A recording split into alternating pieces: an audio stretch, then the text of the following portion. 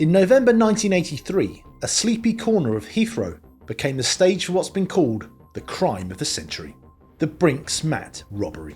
At 6:40 AM on the 26th of November, a gang forced their way into Unit 7 of the Heathrow International Trading Estate. They expected to find a few million in cash. Instead, they found 3 tons of gold bullion, 6,800 bars, worth £26 million. This is the story of one of Britain's biggest heists, and the bloody trail it left behind.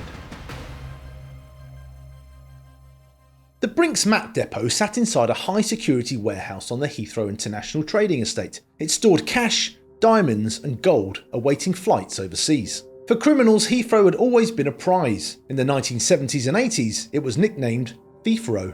Every day, gold bullion, diamonds, bundles of cash, even travellers' checks passed through its warehouses.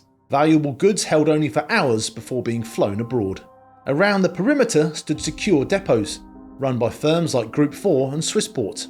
But the biggest of them all was Brinks Mat. On duty that morning was Anthony Black, a security guard and the inside man.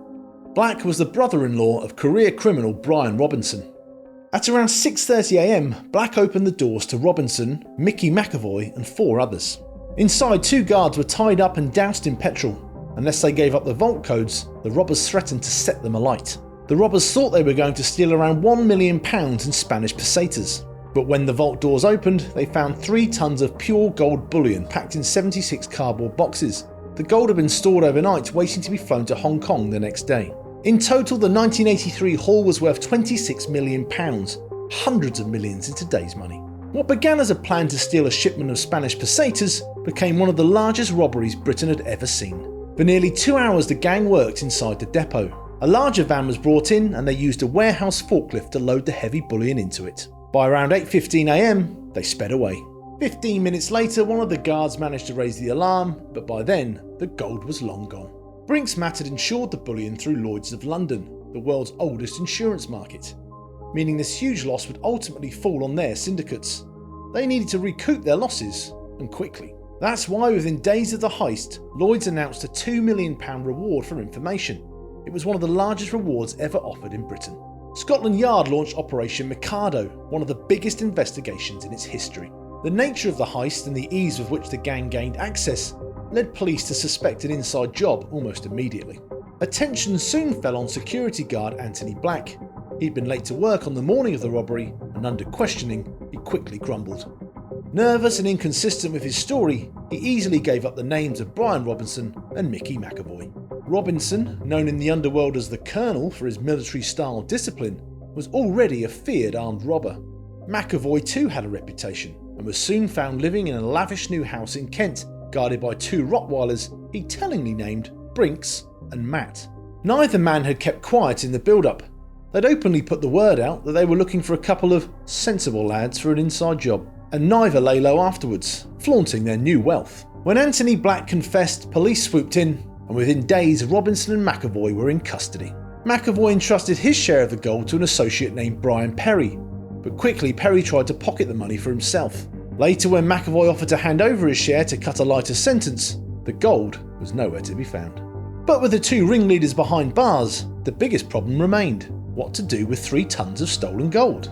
The bullion was impossible to spend as it was. Each bar carried unique serial numbers. Unless it was melted down, it was worthless. Rumours filled the underworld. Some said the bullion had been smuggled to Devon, loaded onto a fishing trawler in Brixham, and then flown by light aircraft into Switzerland.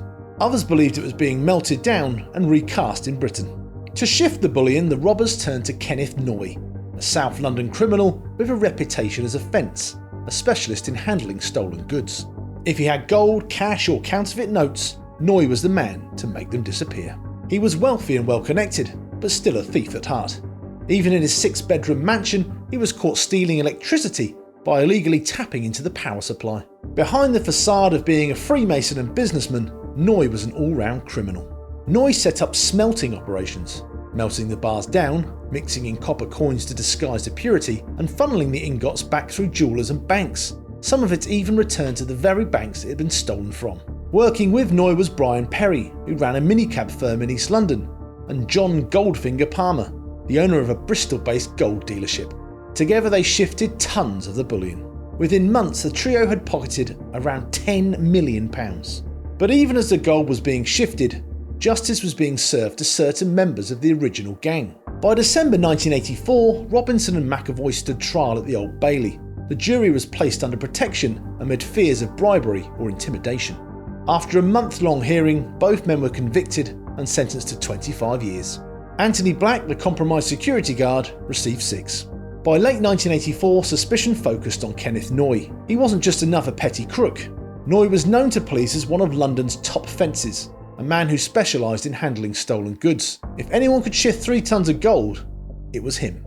Police intelligence and underworld sources pointed to Noye as the key figure turning bullion into cash. Surveillance teams also picked up a trail of smelters being bought and moved around in suspicious ways. This trail led straight back to Noye's home in Kent. Chief Superintendent Brian Boyce expanded the investigation, bringing in fresh officers and restoring the squad to full strength. By early 1985, Kenneth Noye was under constant watch.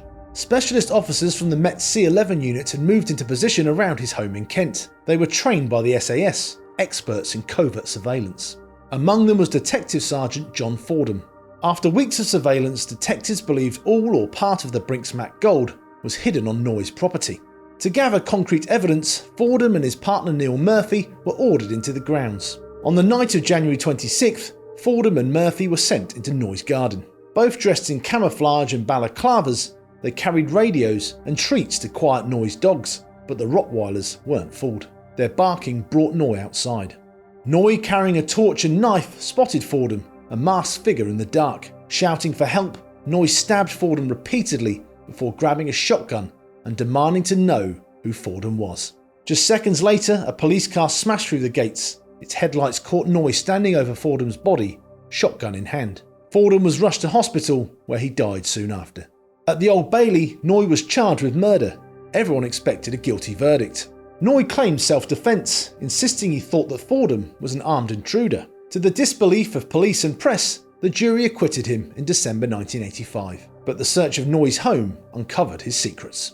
Buried in the garden, police found 11 Brinks Mac gold bars, smelting equipment, copper coins, even a child's drawing of a gold bar. In 1986, Noye was convicted of handling Brinks Mac bullion and of a VAT fraud on imported gold coins. He was sentenced to 14 years and fined £500,000. When the verdict was read, Noye turned to the jury and said, "I hope you all die of cancer."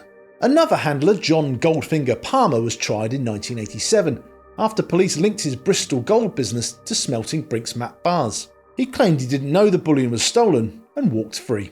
But even Palmer hadn't escaped the Brinks Mac curse, which seemed to haunt anyone who touched the gold. Brian Perry, one of the men who helped launder the bullion, was jailed for 9 years in 1992. Released a decade later, Perry was gunned down in November 2001. John Goldfinger Palmer, although acquitted of handling the stolen gold, later ran a timeshare scan in Tenerife. In 2001 he was jailed for 8 years, and in June 2015 he was shot dead near his home in Essex. George Francis, a courier believed to have shifted stolen gold, was murdered in 2003, and Brian Robinson, one of the original masterminds of the heist, served his time but died penniless in a London nursing home in 2021.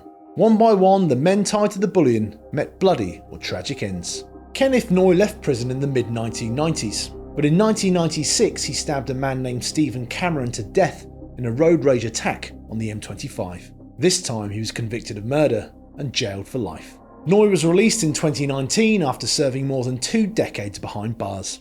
Police estimate that half the Brinks Mac gold was never recovered. Some was smuggled abroad, some was laundered into London property, helping to finance the Docklands boom of the 1980s and 90s. And even today, it's said that a portion of Britain's jewellery trade can be traced back to the robbery. What started as a smash and grab grew into something much bigger. It drew British criminals into the world of international money laundering and built brand new connections between gangsters, crooked businessmen, and global crime syndicates. From a cold November morning in 1983 to a trail of blood and billions that stretched across the globe. The Brinks Mac robbery wasn't just a crime of the century, it was the birth of modern organised crime in Britain. But what do you think happened to the missing gold? Let me know in the comments below. Please remember to give the video a thumbs up, light up that hype button and subscribe to the channel. I'm Nick from Underworld Uncut. Thanks for watching, we'll see you next time.